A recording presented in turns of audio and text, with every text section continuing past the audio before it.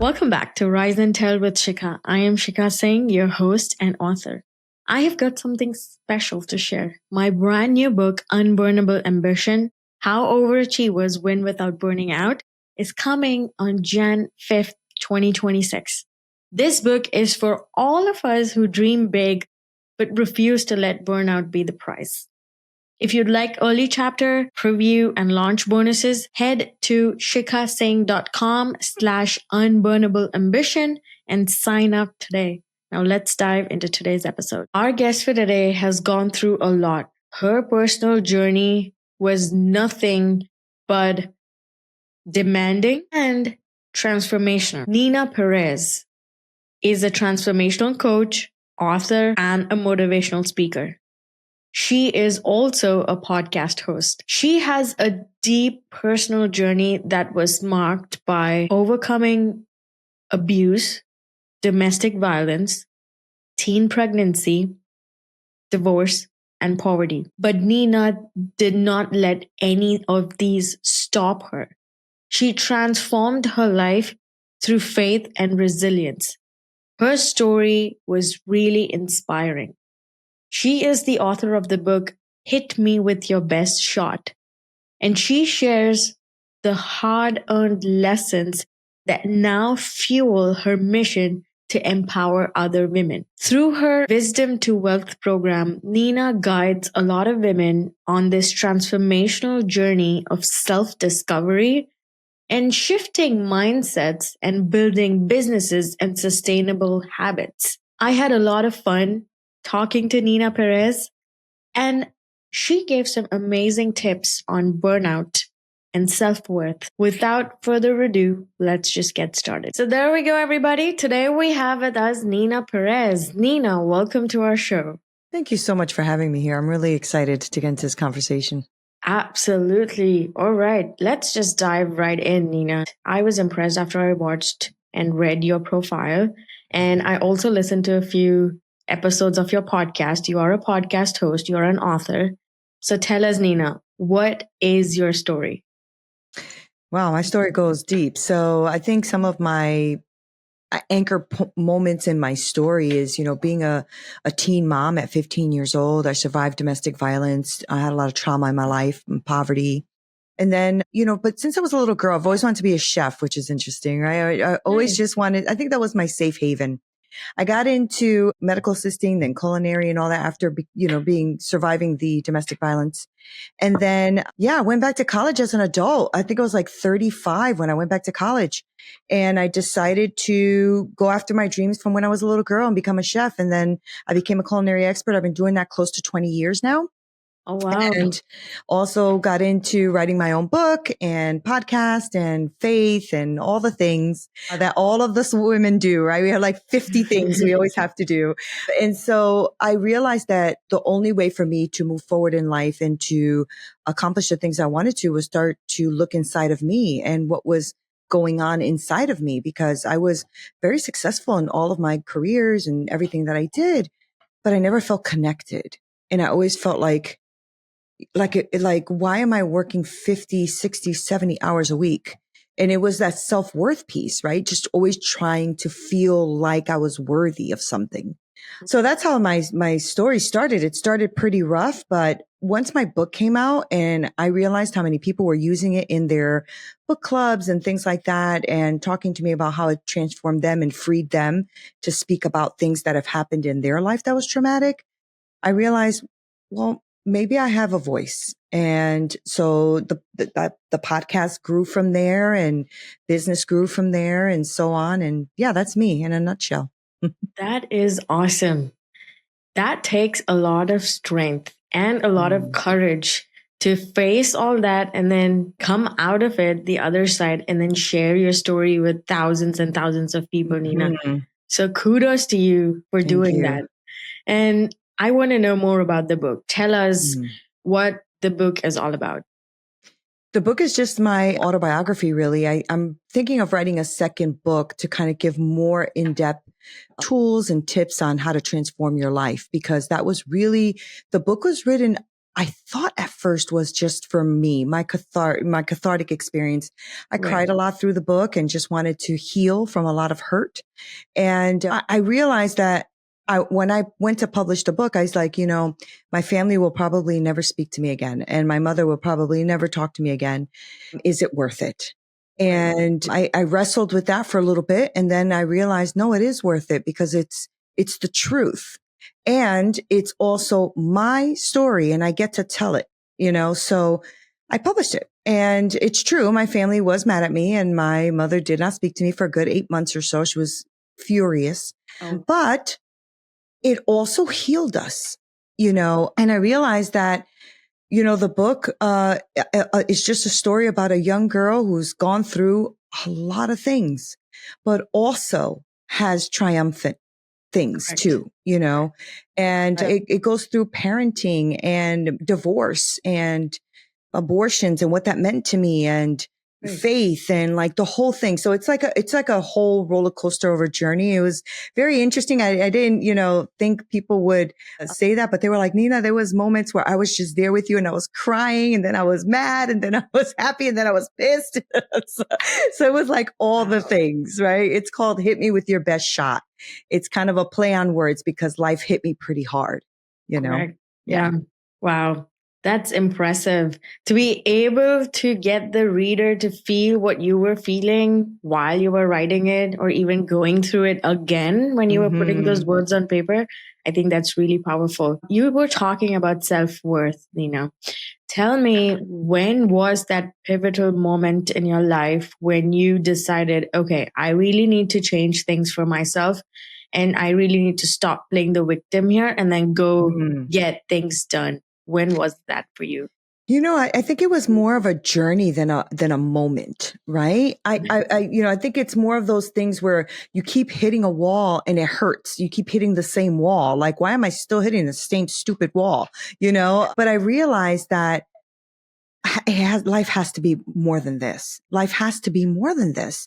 And I think it was those moments of desperation. I was also having suicide thoughts and, just like, why am I even here? And then I was going through depression and victimization. And my ex-husband had left me for a younger, thinner model, like all the things. Right. And so I was like, this can't be life, and I started to go in through this self journey of discovering what that means for me and how do I become a better mother and a better person and not so angry and bitter and victimized all the time. And faith actually played a big part in that for me because finding God was a big shift in my life. And I was able to go into a deep prayer and just release it all. I just remember the day I released it, I was like, okay, right now I'm going to give it. I'm just going to give it up. I can't do this anymore because I was waking up with anxiety every day and, it was just too much. And I was like, God, I don't want this. So I just gave it up. I just said, I'm not going to do it anymore. And I actually remember that as a shift that happened because I realized that I didn't feel depressed. One day and then 2 days and then 3 days. And then what happened was I almost didn't know who I was without it. Wow. Who am I without being a victim, without being depressed, without being anxious? Who the heck am I? And that's when the self-discovery stuff started, right? Because that's when you realize, oh, I'm shedding off the old so I can become the new. But what the heck is the new? Right. And I think that's a lifelong journey. I'm still going through that, I think. Yes. Yeah. And, I really like the fact that you were bold enough to write things in your book about your family, even though you knew that things would not turn out well and some relationships might be stained. I feel like as women, we tend to get that, feel like we have those responsibilities on our shoulders that we have to carry everybody and walk with everyone, even though sometimes relationships and our own family can be toxic. Yeah. But we don't want to face that.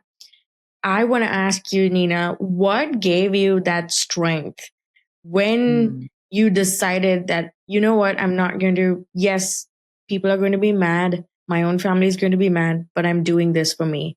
Mm-hmm. What gave you the strength to do that? I think it really was a lot of prayer. And also through the discovery of writing, I realized that I never put me first.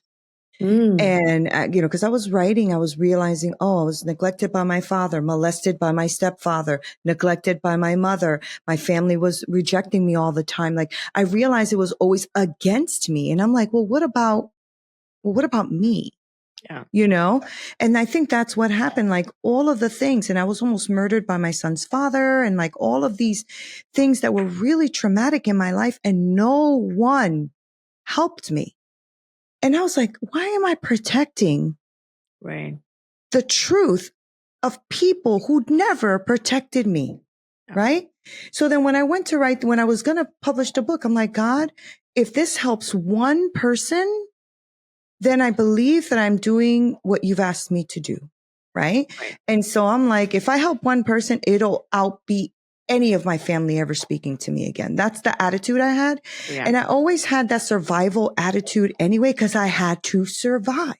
Correct. And when, that's, I think, one thing that people can take away, that maybe you've been through a lot of stuff, but the whole point is that word through, meaning you are a survivor. And you can you've actually overcome more things than you have given yourself credit for. And that's the shift that happened to me. I realized that I don't have to be a victim of somebody who tried to murder me, somebody who molested me, somebody who neglected me, somebody who put me down. And so when I realized that, I'm like, I'm doing this for me. And if everybody likes it, too damn bad for them. Like that was my attitude. Was I scared? Yes, but I did it anyway, because I do things afraid in my life. I've had to. And that has served me well. So I've always taken all the stories of the trauma in my life and I flip it on its head. It's no longer me being the victim, but what did I learn through it and how do I overcome?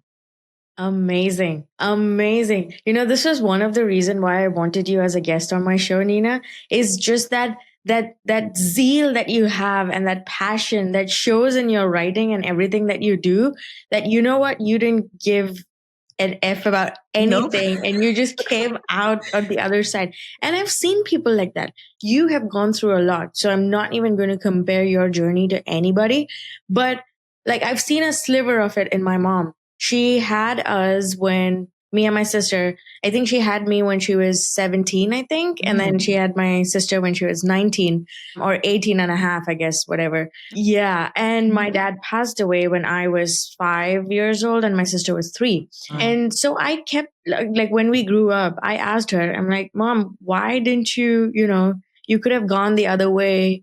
What made you just keep going? And she's like, there's no use of sitting back and just crying over things that happen. Nobody would come and feed you guys if I didn't get up after 10 days. And if I took that grief and I just went out in the world with no experience, no qualifications, the only thing in my head was I needed to feed you guys. And that's it. And she gave us great education and now she's like traveling the world. She's in that era of hers. I love it. Like, yeah. And I'm like, don't you think you need to like calm down for a little bit? And she's like, no way. No way.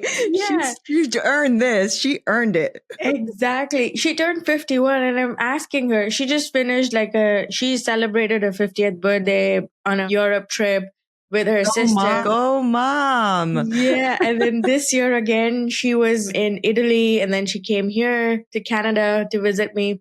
And again, she's, I think, planning another trip to Croatia or something in September or November. I'm like, chill out. And she goes, I'm just getting started. Yes, that's right. I'm 52. So I totally get her, because you do feel like you're just getting started, because my children are older now, right? They're 36 and 31. And so they're already grown, doing their thing, have their families and doing the whole thing. So I understand her, because it's like, I had to do what I had to do to make sure my babies got fed and had a roof over their head and were raised properly, and all of the hard stuff that we now as young mothers had to put our whole youth on hold. That's why I went back to college at 30. I went to college at 35, not back to. I never got to go to college because I had my son at 15 years old. Wow. So I'm totally with your mom. Go freaking mom. I'm excited for her. Yeah. Well, but I should say kudos to you. And I'm so proud. I feel so proud when I see her and when I see women like you, who've gone through so many hurdles and obstacles. But now you guys like own everything up Yeah. and you all stand for yourself. And I seriously wish more and more moms taught their daughters the exact same thing or their children, because that is so important. I see so many women out there who are young, who have kids, again, super young, but they lack that confidence and that strength. And somehow at the end of the day, they end up having that victim attitude. Again, I'm not blaming them. It's easy because, that's the easiest way and that easiest path to choose when you've faced something very serious. But again, they're like so timid and they're so shy.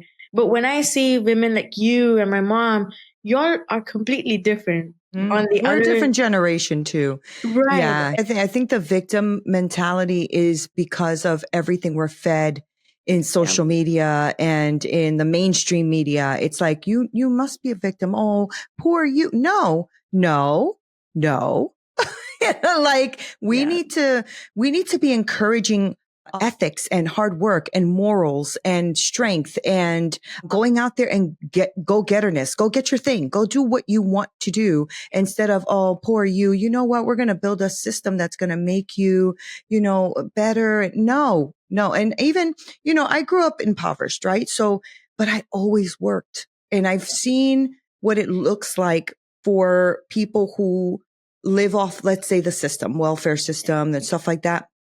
I don't know if you are you familiar with all that? Like the welfare system? Okay. So, and I think it's necessary for people who need it for a short amount of time. But when people live off of that system, and I've known many because I was born and raised in the projects with my mom on the system and the whole thing.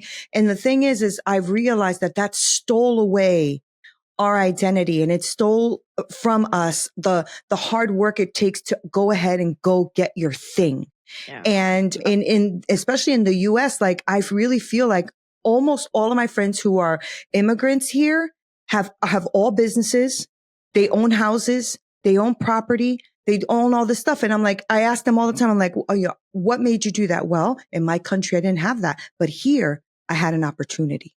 Right.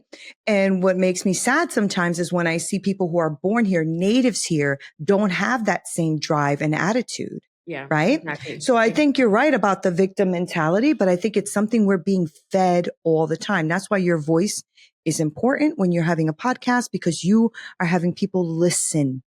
Correct. And they will take notes, because I do. I listen to podcasts and I take notes, and there are billions of people listening to podcasts right now. It's insane.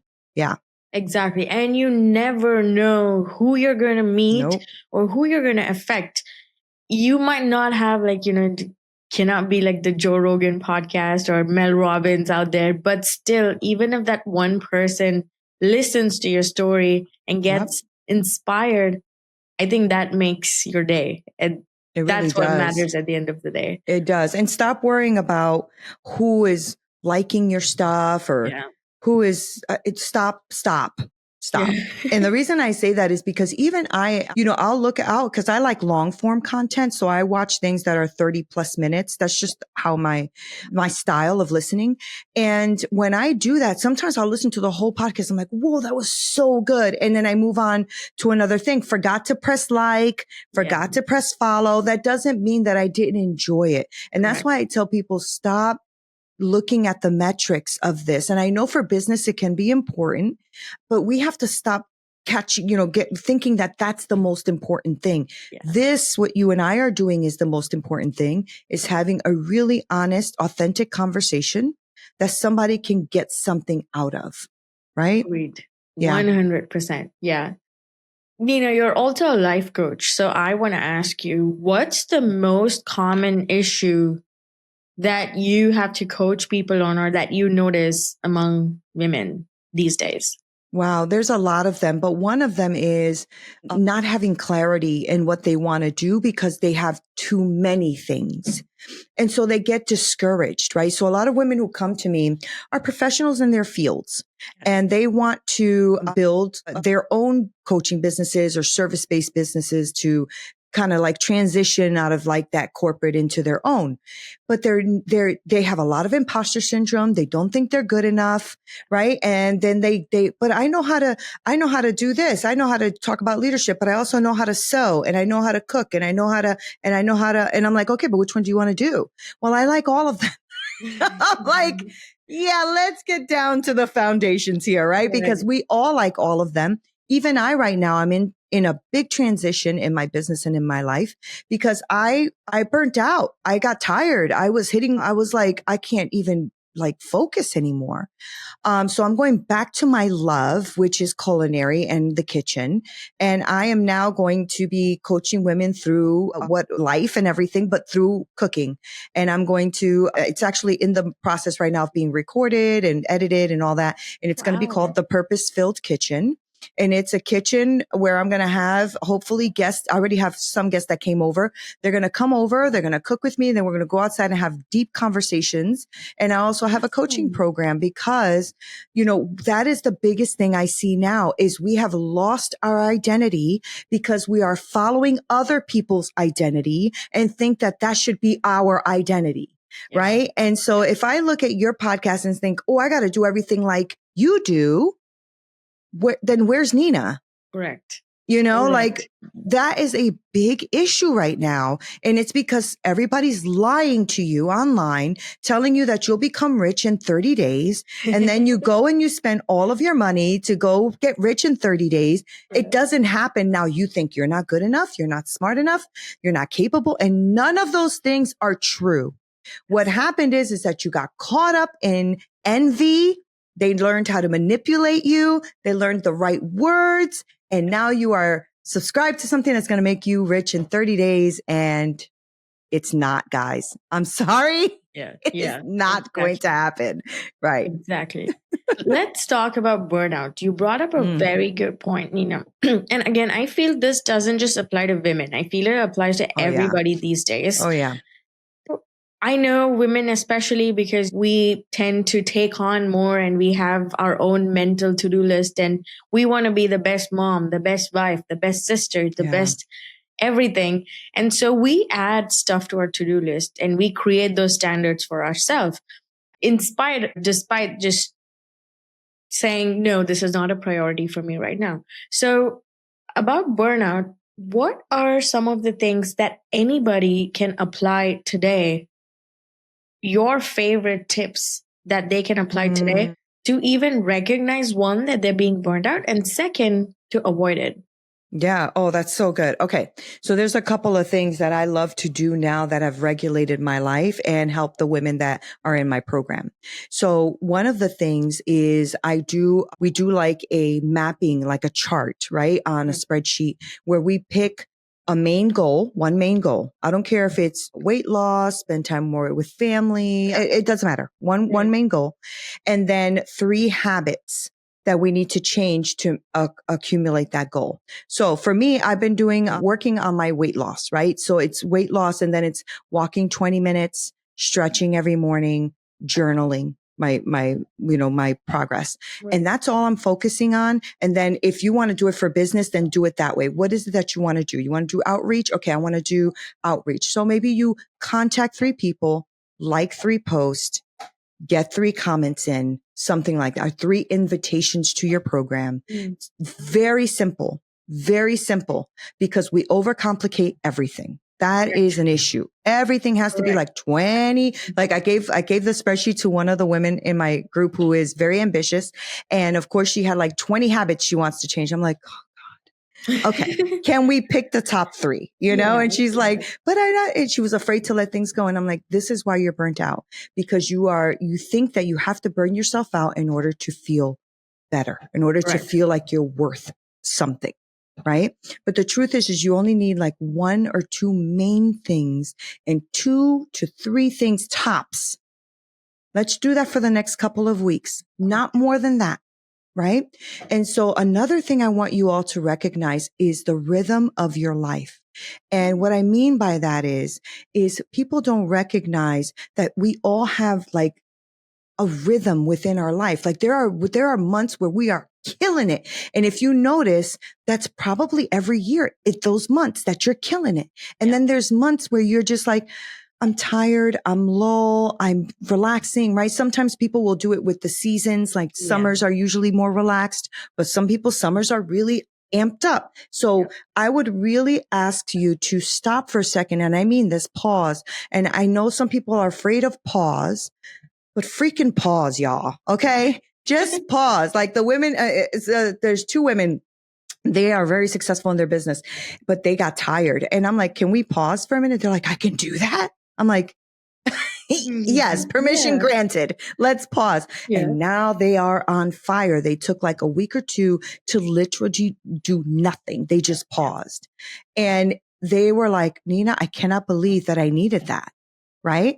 Yeah. But we all need that. Why do you think even jobs give you those 2 weeks vacation or those whatever weeks that you earned?